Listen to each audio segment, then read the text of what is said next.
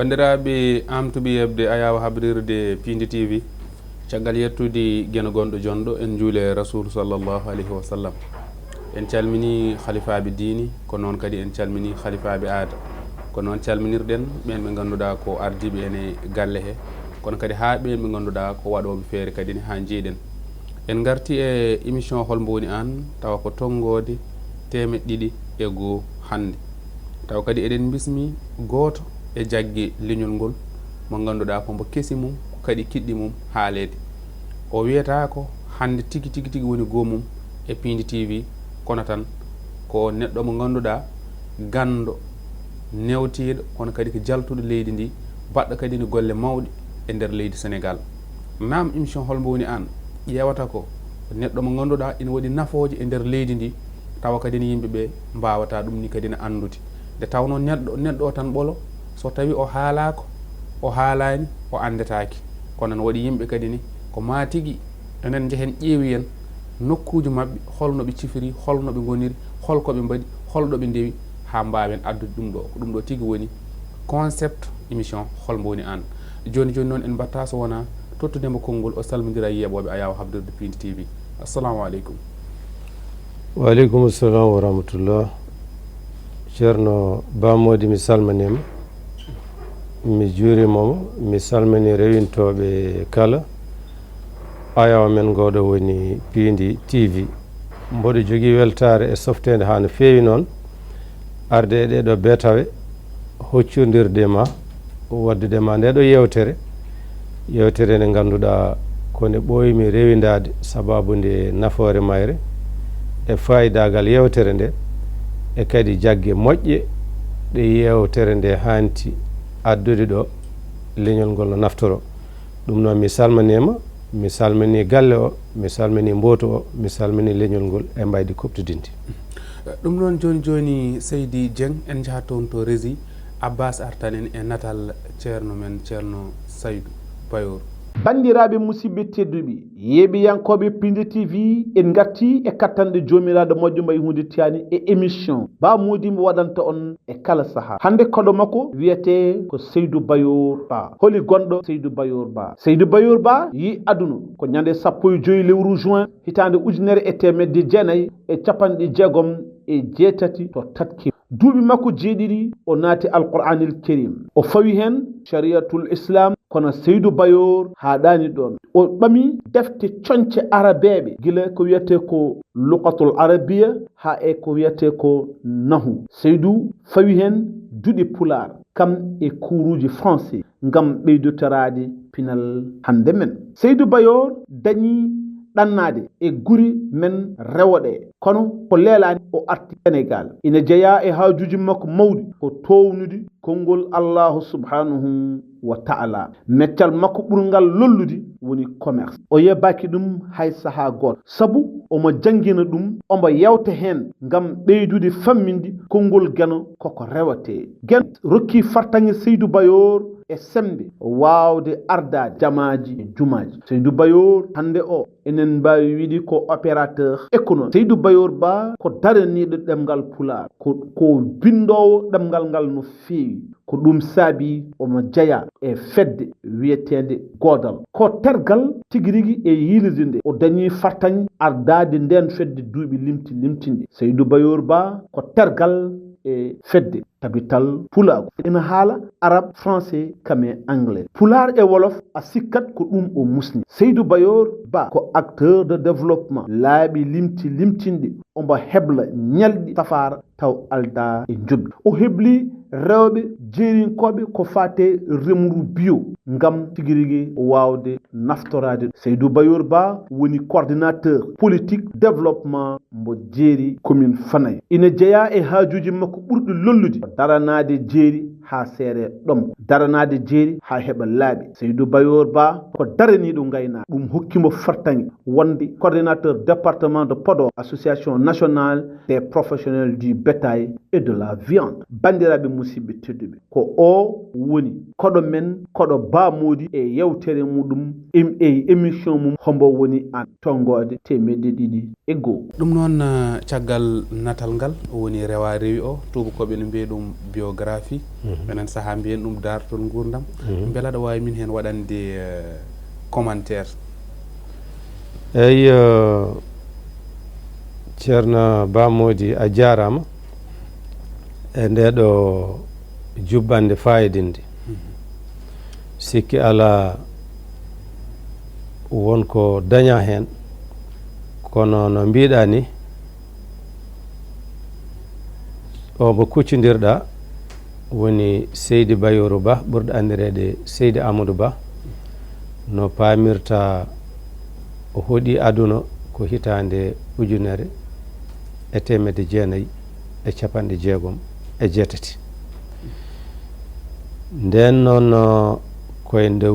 dow jeeri wonno diwan Tetki eko taari ɗum e nder gaynaka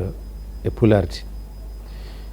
nden neɗɗo wurde jignaɗo ha dañi duuɓi 7-9 nawa to allowal alqur'anul karim ko toon noon allowal ngal fuɗɗiri ko wuro men no wiye Dangana ɗon neɗɗo waɗi allowal ngal ha jofni alqur'anul karim caggal ɗum min gummi ɗon min janggoyi gande islam noon woni sharia o woni tafsir o woni ɗemgal arab e conci mum e pine mum woni celluko mum e dendagal ko tiɗnata deftere Allah nde ɗum min mbaɗi ɗum koye wuro men ne wiye Ndar e duɗal ceerno yo Allah yurmo yaafo Ndiaye Dukke ɗon min mbaɗi ɗon ko Pulaar wiyata ko min keli ɗon jorgal min ɓusi ɗon keccal min taaɓima daɓɓal min cori towgal firti ko sippiroji mawɗi mbaɗama ɗon e wuro Ndar gam ƴogde gande ɓurimi hen ni welde ko on tuma wona tan ɗum jangate ko ɗon mbaɗɗen daawe men garwane e janngude ɗemgal Pulaar nden nangue Pulaar no ɗelñiti volontaire uji woni yarlatiɓe ne keewi kala jiɗɗo janngude jangguinoɓe ne goodi defte ne goodi kala ko wiyete jiɗɗo gandal a namnaga hay mbuuɗo kikiɗo fof ya ar soko Pulaar soko français soko anglais balleɗa duuɗi koko ciipini tan dañi hen fartange mawɗo e on tuma kadi wonno alhaali o wonti han kadi safori nafori gurdam ɗam fof e ɗin ɗon duuɓi wonti gurdam yiilade gandal ha kadi Allah itti amen ɗon minna min mbi nokkuji goɗɗi fof tan ko e ƴogde gandal nde wonno ko fulɓe mbiyata ko gandal ko gila mbuuto ha kasanke ina yooɗi e cukago kono sofani e manggo eyyi tigi ɗo e nder dartol gurnam ɗam min kettima hen embo haala ɗo banggue a yaltine leydi ndi ɗem banggue arab janggoyɗa caggal leydi ɗon ne beela ɗo wawi min jubbande seeɗa eyyi en jillima seeɗa banggue rewo o surtout leyɗele sapalɓe ga banggue Maghreb arabe o Mauritanie surtout en mbaɗi toon fartange kadi payodinɗo en bitti toon jokki toon alluwal men to banggal alquran to banggal sharia to banggal ɗemgal arab e kadi to banggal wittoji e jewte e tawede woni nokkuji ɗum kadi en dañi toon fartange mawɗo nde wonno kadi enen ga e Fouta men o ina hani walla ina hasi walla ina heewi kala jannguɗo ga alquran ha jofni ɓatto kadi hoddi men sapalɓe bel ma tittina banggal celluko mun e jangguin mun e ñawoje jangde nde ɗum kadi woni ndi kam fartange mawɗe jokkodir toon e musidɓe ɓe hen ko sapalɓe ɓe hen ko kureji men jangguɗi toon ha neɗɗo wawi wadde ko tubak wiyata renforcement de capacité ɓesdude mbawko to banggal jangde to banggal gandal tigui caggal jangde nde nde kaljiɗɗa nde jangde holko ngadiɗa ƴettude komi liggey woni meccal ma? eyyi bamodi ko heewi heɓtade kala almudo walla kala koreji men janggoji alquranul karim minen min jii meccal ɓurgal yaadude gurdam amen ko julagu woni commerce hen min ɓuuri yitade koye amen to banggal jogade ndimagu yaha ngara ndimagu jokkude jangde ndimagu jokkude wittoji nde wonno ana teppa amen sahaji tiimede kala ko jiɗɗa wadde mbaynaɗa nde wonno bittowo so ligganima hoore mum ha tengti noon ko fate commerce ina rokka ɗum fartange wawde waddude kanji ɗiɗi ɗum tagui mi suɓade commerce mbaɗmi ɗum meccolam wona tan mboɗo yiɗi ngal kono kadi mboɗo yiiti hen hooram ina yaadi eko jahatmi ko guurmi hen ha oɗo saaha ko hen gonmi kadi wallatimi kadi jokkude witto e jokkude gandal ha oɗo saaha gonɗen ha joni siftorande bandiraɓe koɗo men o ko ceernajo mawɗo ko imam tawde ari banggue commerce way kono commerce so tawi en kaali ɗum won namnal hewɓe ina namno ɗum wayno aljuma ina waɗi kadi mataw e nder kamir Allah aya mo ganduɗa ko yawmil jumaati mbawɗen ɗum wirude walla mbiyen suratul jumaati ha jomiraɗo haala hen ay goto ne wiya ya ayyuhallazina amanu iza nudi lissalati min yawmil jumaati fasaw wila zicrullahi wa zarul baya mataw ko onon commerce aji ji ɗon beele aɗa wawi min foccirande ɗum seeɗa eyyi ko namnal bangal fayida ha tengti noon to bangal commerce ko meccal ngal ganduɗa sen mbi commerce noon kala ko kutodiral e mbaydi business kuptodindi naati nder ɗum neɗɗo fotani ɗum wadde wittani namnaki holko Allah ñaawi hen sabu minen to bangal diine min mbiyata ko al ilmu qabla al amal yo gandal ngal adi to gollal ngal e nder diine kadi no woodi toɓɓere min mbiyata ilmul haal ko poɗɗa andude joni joni kala haaju joguiɗa e gurdam ma andude ko Allah ñaawi hen wonti obligation mo poɗɗa wadde joni joni ko laawol a fotani fadde ha yawta gona e namnade mbaɗɗa ko est ce que feewi ɗum jalluɓe hen mbanno eyyi hande tan e yeru so neɗɗo foti nadde hoɗande foti ko wittude hoɗande holno natirte ha haljita jokli ɗi farillaji ɗi ko haɗa hen eko yamira hen sa waɗi ɗum ha ɗum wone tamande ma noon naata hen natira hen gandal hay saɗa yalta hen poɗɗa ko janggude ne yaltirte wadde firti ko commerce o batteɗo fonno kala hen neɗɗo haade mune nadde hen namno ko sharia ñaawi hen holno poɗɗa sodirde e holno poɗɗa yeeyirde e holto dagoto e holto harmata e holto jiiɓato e hol namne ɗe fof jabanoɗa ɗum hoore ma sen teskima ni e gurdam lamɗo julɓe Umar ibnu Khattab caggal nunaaɗo sallah sallam ko Aboubacry lomti caggal Aboubacry ko Umar ibnu Khattab ne woni amirul mu'minin nde o natanno jeheji kala jeeyowo mbo o tawi anda ñawoji shari to bangal julagu o uddat place ma o yima ya janggoy ha ganda haade ma e ñamde riba walla ñammina goɗɗo riba walla ñama jiɓru so ɗon ɗiggi noon garta jokka golle te noon ko ɗum jokki ha joni ɗum tagui Sénégal de ne hulɓini wadde ma hewde yo ɗum tagui ndeɗo simore nde kalɗa innirande aljuma ha tengti noon e aya to jomiraɗo wiyata so tawi noddinama tigi isa node lissalah won hen mbi ala mi yeyatanema haljita min yawmil jumaa fasaw sen tuttimo to celluko fa o ko urgence gacce ko mbaɗanno ɗon jaccino ɗon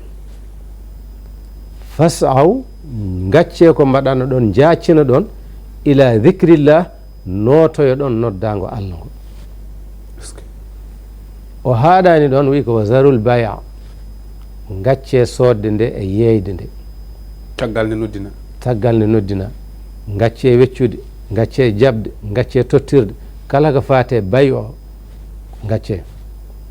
hay notade téléphone aɗa ƴetta commande aɗa livre kala ko yowti hen gacce wa zarul baya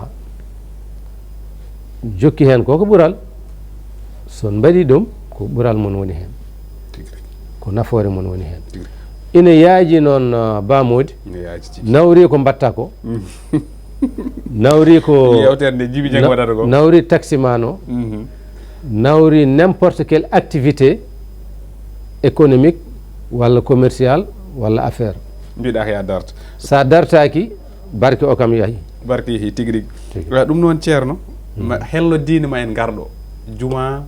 holno yarate holko waɗɗi almami e gueɗe kewɗe in mbaɗa fotma ɗum namno kono paaɗen ko toon to tatki commune ma wiyama a waɗi ɗon nokku jaaƴɗo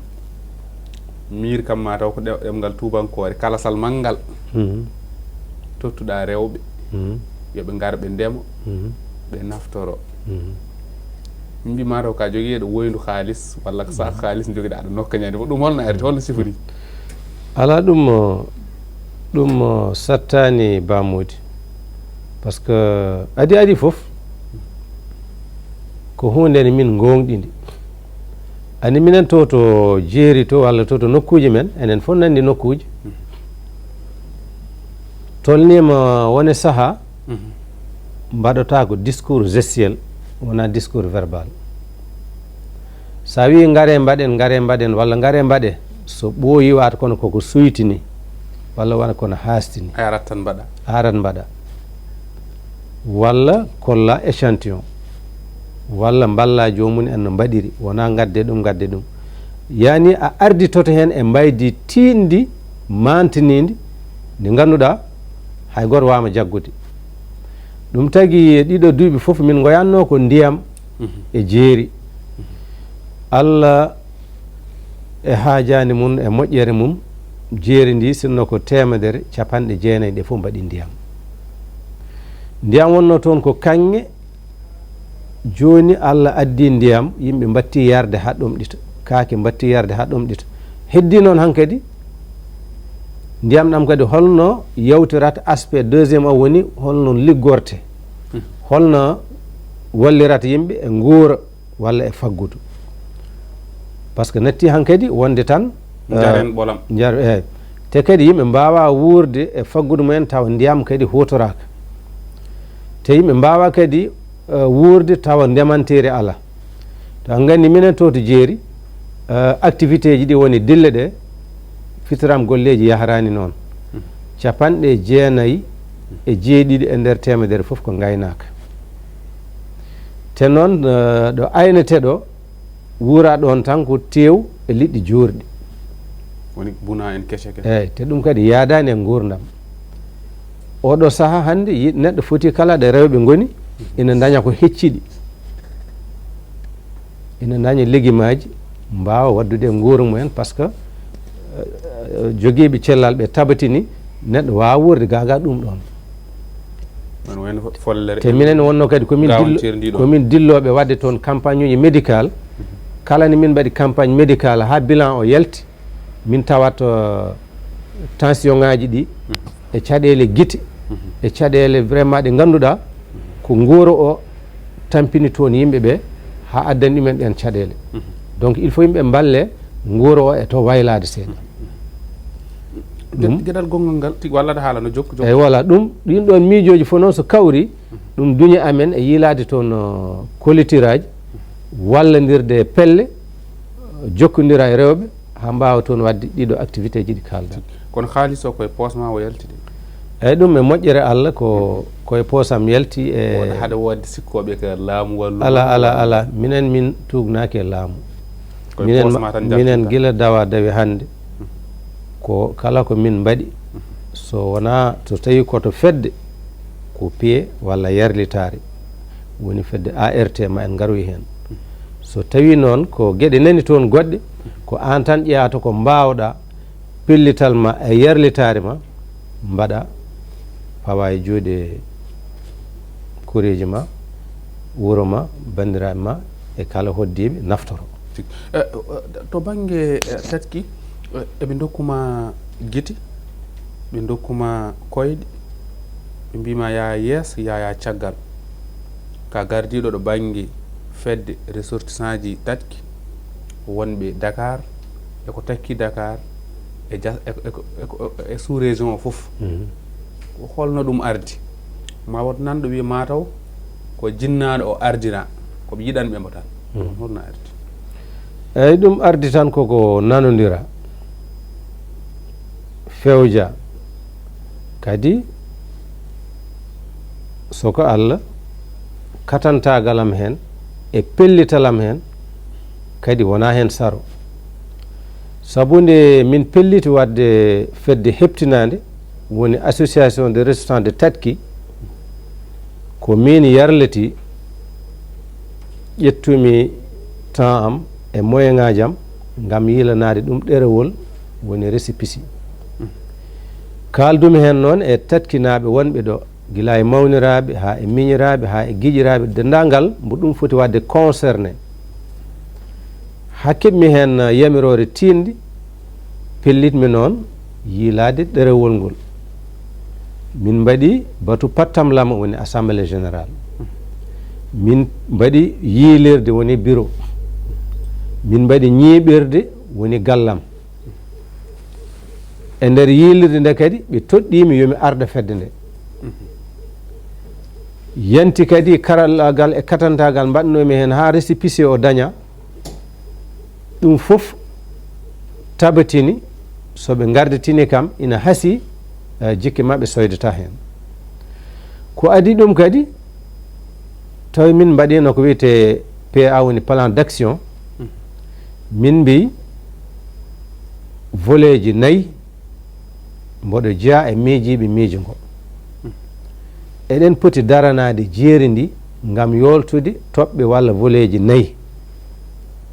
volet éducation ƴeewen noɓe janguiri sabu jangde ko ala e sago te pinowo e gaynaka aɗa egga aɗa hoɗa jangde ma vraiment wona hunde wemde holno mbatten haɓe janga. Deuxième aspect ko accès à l'eau potable nden ndi kala ɗum ɗo kaalo haalani min kala ɗum nde nden ndiyam no satti ma bandiraɓe men rewɓe e yummiraɓe gorgilaɓe mbaɗɗo sarateje ko wiruji e samarayuji e citernaji jahata fodde 17 km souvent 10 km 5 km ça dépend no koɗirɗa e forage o ko goto ina satti won hen ma mbaala toon won hen ma kejja holno ndiyam wodirata. Toɓɓere tataɓiri min mbi ko santé pour tous yimɓe holno mbatten haɓe cafro surtout sabu nden tawata ko debbo no sengana butel e less lekki walla waɗa e saret nawe walla waɗa e saret ambulance ala ɓesno ambulance ala sage femme matron ala joguiɗa toon ko ICP infirmier chef de poste ala no foti plateau 0 kala ko ɗo miijoriɗa sa yiiɗi safrani mataw jahata ko duggere cooda leɗɗe ɗum min mbaɗi ɗum kadi toɓɓere pattam lamire toɓɓere nayeɓere min mbaɗi ɗum ko wiyete désenclavement woni joktare joktare nden noon wonno ko holno téléphone ardata toon nden ko cabine téléphone wodno portable ala caggal ɗum portable waɗi hade cabine téléphone yaade toon ni taki min cippire Sonatel cippiroji muusi wiye ngo moƴƴata wiye ngo moƴƴata ɓe haɓe jaaɓi nawande amen toon kam téléphone fixe caggal ɗum nde ɗum yeehi ha dola portable kewi min dari kadi min cippire mabɓe ha réseau darna antenne réseau orange ari ɗo joni Free ari donc ɗum woni désenclavement haɗani ɗon désenclavement nawri réseau électrique min cippira ha courant solaire ari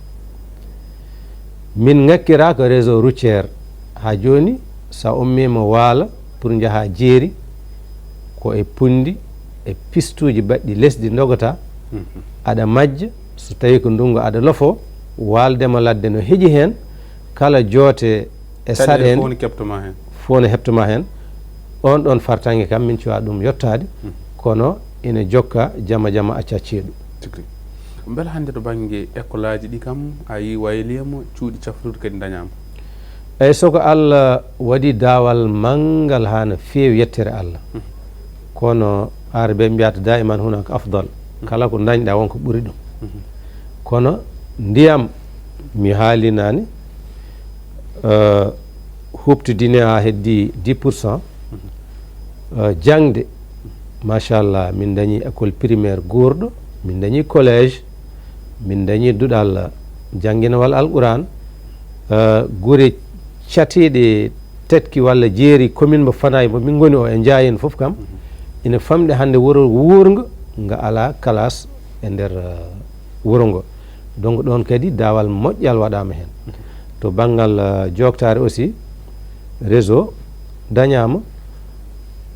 courant solaire nani waɗe implanté soit hawredinde mais woɗɗoyi donc fartangue mawɗo dañama te kadi golle ɗe ne jokki a yehino Romo Diarry woni élection locale toon to commune ma hol jencude on élection e holɓe jaadunoɗa eyyi ɗon kadi yettere Allah ha no feewi jaadunomi ko e landa Pastef mboɗo wonde jagorgal men docteur Ibrahima Sy ina dusuno amen kadi golle ɗe président Boubacar Camara mo ganduɗa ko jaalal manggal kadi ko allié ko balladiɗo mawɗo e nder landa Pastef ko ɓeɗo jaadunomi toon gam walludeɓe no miijo Pastef e eɓɓo Pastef dolora faamira andira e nder dowri ndi wonano hunde wemde nde wonno kadi wonno toon ko wofode dutal wonano hunde wemde kala toon daɓeɗa Pastef walla Ousmane Sonko wonano hunde susnede ni mbiya ko kay gonanɗa ko ɗum ɗon nawnomi toon gondumi pellital e dadugal mbaɗa yawtina oɗo message Allah waɗi hen sutura ka lappuɗo walla ka lappaɗo bon e mbaydi kuptodindi komi lappuɗo par ce que ko majorité min jiilotono e nokkuji kewɗe nder dowri hen noon ko landa goɗɗo ɓurata seeɗa nde wonno minen wonno objectif amen principal ko addude toon Pastef ha ande jaaɓe min cuwano haljit golle ɗe élection anticipé saami e dow amen min mbaɗiri élection ono ardini min dañi hen ko min dañi ko kono ɓurno tidde e ɓurno amen wonde haaju ko wadde porté combat yajnude yiyande communication holko woni Pastef holko ɓe jahata holko koɓe eɓɓata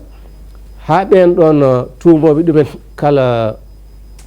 mbaydi ustare mi yiɗa hen reftude par ce que wone sa woni kadi neɗɗo jiɗɗo gootago e peewal wonko aɗa nanni a yiɗa hen reftude te rendo men woni yimɓe joguino toon koko tubakiri wiyata de discours négatif haalaluji ɗi jaadani e mana jaadani eko Sénégal yahata ko jaadani eko mahata leñol e rendo ɗum ɗon min mbaɗi feere ha kan ɗon haala firti koɓe mbiyeteno ko e koɓe nananno ko ɓe tawi ɗum woodani ɗum ɗon wonno mission amen principal min mbaɗi hen réussir min kaali ɗum ɗo meeɗa hoyɗede min dondi ɗum ɗo meeɗa rondede min jottini ɗum ɗo meeɗa yettade ha hankadi Pastef Ousmane Sonko yo président Bassirou Diomaye Faye yo eko nandi hen yo wonti longere dolande ronki wonti miijo bismago wonti ndeka ko majjere nanno hen yimɓeɓe gandana donc ɗum ɗon tan ko fartangue mawɗo ete noon ina jokka so harditede inchallah ene wayno eɗen keddora hojomaji jeeɗiɗi yewtere nde weeli ha hojomaji ɗi jeehi to banggue en jii caggal koɓe jinno tottede foof ɓe tottama ɓe jooɗima gardiɗo leydi ndi 49 gardijo suudu sarɗijo 51 PM 50 kono hannde en jii dille nana mbaɗa ko ɓooyaani ko gila Ziguinchor haa Kaolack hay ko way noon jomen werlaaji biyetooɗi motoji ɗi nana mbaɗa manifestation way kono yimɓe ɓe haalullaaji ɗi poɗɗiima waylude holno jiiruɗaa ɗum an?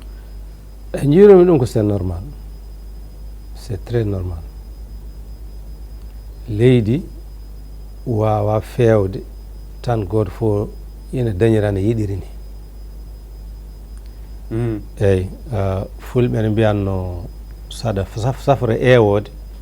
sahaaji a ɓoltat ɗum. Ko fertata heen eko muusata heen ko safaare yiilate. Donc laamu ne jogoto décision, jogo konngol. So jaagorɗe laamu e hakkillaaji mum e ngaandiiji mum en njooɗiima haa kawri tawi ko ɗum ɗo feewata, mbaɗen ni ko ni feewata, no ɗum waɗirte fof foti ko waɗeede. Caliiɗo foti ko anndeede a fotaani salaade, jaɓɗo o foti anndude ko jaɓi ko koko foti jaɓde. Ko noon leydi mbaandi no Sénégal jogiino stabilité, jogii juɓɓudi, jogii kuule mum, ko noon foti leloraade. Kono wonaa min ɗum ɗo feewnditaakimi, mi naatata heen. Ɓe pewjii kono ina waɗa menacé intérêt am seeɗa, ina wayla gurdam mi natta heen. Ɗum so yahri noon firti ko changement mo jiɗɗen o en dañata ɗum. Te ko mbi noon changement ko jari fof foti ko soodeede. Ko enen namni changement. Ɗum c'est très normal. Ko waɗi ko alaa no wayi. Sukaaɓe c'est normal, sukaaɓe étudiant ji waɗoɓe jakartaji duuɓi 13 duuɓi 15 duuɓi 17 ɓen so dilli c'est normal. Ko kewno université Assane Ziguinchor ko c'est très normal. Fo arte raay ko dilluno ko jibini solution moƴƴo peeje pattam lami dañama hen. Université udditi campus uji fof nani janga hande ko ngakkuno hen fof réglama. Donc ko noon leydi yarata ceerno Bamodi. Mbara ko élection yawti ko a yindire PM walla président walla wala yindirema? Eyyi min ko élection yawti ko wonno kadi mi wona politicien de professionnel mo ganduɗa ala haaju. Mi wona namneteɗo ko liggoɗo am mbiyima ko politique ala. Mbeɗa heppanno ko politique o ko élection gasata ko hami hoota e farillaji am. Kotimi mbeɗa mi activité jam. Heddinomi ñaññani fof mboɗo haalda e responsable am woni docteur Ibrahima Sy, ministre de la santé et de l'action sociale. Ñaññani fof mboɗo haalda e Boubacara Camara. Ñaññani fof eɓe joddo e président eɓe joddo e premier ministre. So wonino haajam hande heɓde premier ministre mi heɓat. Kono noon haaju o fotani noon nde wonno ko jiɗmi haalde ko e ko jiɗmi andude ko mbeɗa jogiiɓe kaaldumi ɗum te ɗo jiɗmi yetto fof yettoto. Donc hande woni farillam principal ko continude activité jam ɗi ganduɗa ko hen guurmi ko hen dillanmi gila hanki hade hande. Jarɗo coyel holko mbaɗɗa ɗon nokku maɗa ɗo galle ma wonde so in mbawi sifade? Eyyi jarɗo coyel kam ko ɗon ko nokkam ɗon konmi. Jarɗo coyel no pamirta ko e Tetki Jeya kono aɗa andi aynaɓe jaɓata hodde nder wuuro he joñoto. Donc jarɗo coyel ko ɗon jignaɓam koɗi ɗon woni wuuro amen rumano ɗon min dumata. So min eggi min jiili durgol min jeeyi ha Tamba min ha ndungu woni artude so min garti ko jarɗo coyel min dumata comme no Tetki waɗiri guure duumale ha heewi limotako. Donc jarɗo coyel adi fof mbaɗmi ɗon ko hoɗordam nde ganduɗa ko noon jiɗirmi surtout pour ɓesgam so yeehi ha école uddi guurti mbaɗi kamɓe fof ɓe ummo Dakar ɓe jaaha ɓe mbaɗoy toon guurti mabɓe lebbi mabɓe tati ɓe gona e nder finatawa mabɓe ɓe gona e nder taniraɓe e gorguilaɓe e jignaɓe ɓe mbawa dolde ɗemgal mabɓe e pinal mabɓe. ɗum ɗon nden ɗon toɓɓere idimi tawa safrude ko heddi ko ñaññane fof mboɗomi jokkodiri e mabɓe miñiraɓam nani toon mawniraɓam nani toon gorguilaɓam nani toon ɓesgam fof nani toon kala ko fini toon e haaju ko hen jaami kala e fini toon e welamma ko hen jaami kala ko fini toon e tana mum kadi ko heen jaami donc ɗo ɗo jiiɗami way kono mboɗe men nder jaaɗo cuweli gasi ha laaɓi kono en gasata taw en kaalani ka tergal manngal e tabital pulaagu yilirde yilirde nde hesɗitinama saɗa jogui erago hen to banggue goodal kadi ni gila e fuɗɗo ko hen jeyɗa tan tonga ɗum e eyi a jarama Ba Mody adi foof fedde goodal komi tergal e yilirde he fedde nde nde société nde ko minen cosi ɗum inde goodal nde kadi minen tottunoɓe goto fof kuɗol e ɗerewol ya joño jiiloɗa inde ko indam jagga an indi goodal goomu daranigo leñol ɗum firti goodal reftu hen mbiɗa ko firti goodal goo o ko goomu da o ko daranigo laa o ko leñol ko min addi miijo ngo e batu pattam lama goto fof ƴeewa inde nde indam ƴetta Djiby Dieng windi Hawwa windi Ba Mody windi eyyi voilà hawraka min windi ɗon kadi mbiyami yomi arda fedde nde gardimi ɗum fodde duuɓi 6 mbaɗi hen golle pattam lameji heƴeta ɗo caggal ɗum Ousmane Makali caggal ɗum hande ko Hafsatou Ly ardi fedde nde donc minen en Hammeli en Abou Diop en ya Allah professeur Aboubacry Moussa Lamin e woɓɓe e Ibrahima Maral Sarr en wonɓe caggal lesdi donc heƴeta ɗo heddi kono batte tabital pulagu ko tabital men enen foof professeur Fodé Sillat Ka ko neɗɗo amen ko sehil amen kadi ko balladiɗo goodal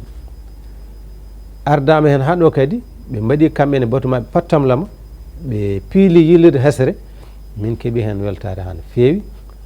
gardiɗo o kadi ko neɗɗo kanduɗo eko totta ko kadi so Allah jaaɓi ɓe mbi ko fayi arde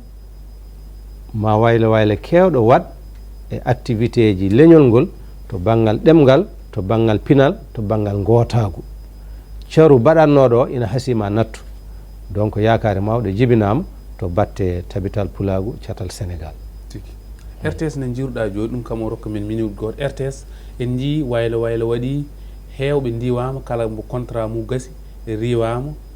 hande ɗemɗe gendiji ɗe guila e mbaɗowo français mbaɗowo wolof mbaɗowo soninke mbaɗowo naggam to banggue pular ma to heddi toon tan ko Boubacar Ba Abou Samba Diop saɗa jogui yiyande e ɗum yiyandam hen ko ala no bonirtam mais ala no moƴƴitirta peut être kanko gardiɗo galle o wonko yiiɗi hen fewnidde waɗɗi men noon enen ko woten jaari caggal woten mbad découragé woten nimsit kebloɗen addu ha joni tabatinen RTS ko gendi Sénégal foof jeeyi ɗum te enen Sénégal wawa yaade ɗemgal mbimi e wimami ala hen fartange timmuɗo donc kebloɗen ko goɗɗum jogori jibinede ko wonano ko wonnoɗo ko hunde so nayi tan ina hasi fewndite ko noon tan jiirumi ɗum ay probléme goto ala hen en gardi hen ha ɗo maɗo hanti ko waynati eyyi vraiment ko weltade han feewi e yewtere nde ina hasi ko fonno haalede ko fof ardani kono lawol haɗani e gotol Pindi TV ko ayawo ngo ganduɗa emin ndewino ɗum ha no feewi surtout Ba Mody golle ma no kaani nawede partout e fulɓe goni bel ma mbaw naftorade galle o kadi min duwono ɗum yo Allah ɓeydu hen barke e mbawka woniraɓe rewɓe ɓe technicien ji ɗi terɗe ɗe foof guila dow ha less ko galle mo gandumi ko yimɓe fayidinde donc mboɗo duwonoɓe ha no feewi mboɗo waɗaɓe aussi félicité wona hunde wemde saabu ronade ngal ɗo dongal so yarlitare yalti hen tan gasat mbeɗa andi acci mon ɗo ko yarlitare e yidde leñol ngol e yidde ɗemgal ngal kono wona ngaalu ɗum kam mboɗo wawi ɗum settade ɗum ɗon noon kadi famɗani neɗɗo ko wasi ko fof so wasani leñol mum tan yo yetto Allah donc vraiment min duwono moon yo Allah ɓeydu mbawka ko patɗon ko kadi ko e haajuji e hammuji yo Allah yantu hen donc kala ɗo poste mawɗo hettanno moon galle o hettano moon hen te kadi Allah no wawi enen fof kadi jaggen hen inchallah ɗum noon tonngode temeɗɗe ɗiɗi e goho ko wiide on tan ko neɗɗo mawɗo baɗɗo golle mawɗe e leydi ndi fonno fof eɗen mbawi hen rewrude eɗen mbawno memde tatki kaalen e baɗe ɗe waɗi toon wondembo keptinaɗo teskaɗo yiddembo jangde ha no fewi yiddembo sukaɓe yo ligga yiddembo yo Sénégal iw e caɗele surtout fulɓe wonɓe e kooya yo giwi e caɗele o haaɓi hen no fewi neɗɗo fof noon ko nam noon foti waɗirde e nokku mum e wuuro mum nde tawno ko ɗum tigui woni timmal manggal eɗen mbawno haalde hakkude makko e godal to kaalen to banggue kadi ne tabital pulago garen kaalen kadi to banggue diine to ɗum Allah ne rokki ɗum toon ɗum noon en jettimo no fewi ko seeɗo tan noon jubba hen maayo gueji sa ari sa itti hen a waɗe leydi gueji o tinani wonko iwe mum leydi tinani wonko waɗa e mum wadde kanko woni noon ko kamil kaɓatiɗo to caggal to ko Djiby Dieng gorko mo Kanile Kanareji e Hawwa Diagne tonngode temeɗɗe ɗiɗi e goho ko ɗo wayni ha saaha goɗɗo jokkon e yebde télé moon Allah jarama on jarama